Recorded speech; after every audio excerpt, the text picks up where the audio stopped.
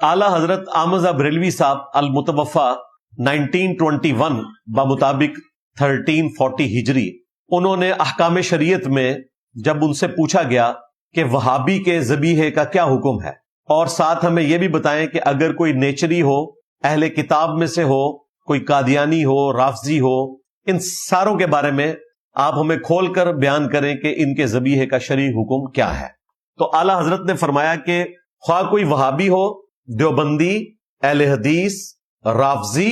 कादियानी, यानी कादियानी काफरों को वहाबियों के साथ जिक्र किया, देवबंद और अहले हदीस के साथ, या नेचरी हो, सर सैयद अहमद खान का मानने वाला, नेचर में बिलीव करने वाला, चकड़ालवी हो मुनकरीन अहादीस में से, यानी आज के दौर में आप कह लें परवेजी, क्योंकि परवेज तो उस टाइम नहीं था, उसका बड़ा गुरु घंटाल उस वक्त चकड़ालवी था। इन सब का ज़बीहा जो है वो मुर्दार है, खा 1,00,000 दफा भी अल्लाह का नाम लें, ये सब के सब मुर्तद यानी वाजिबुल कत्ल है। तो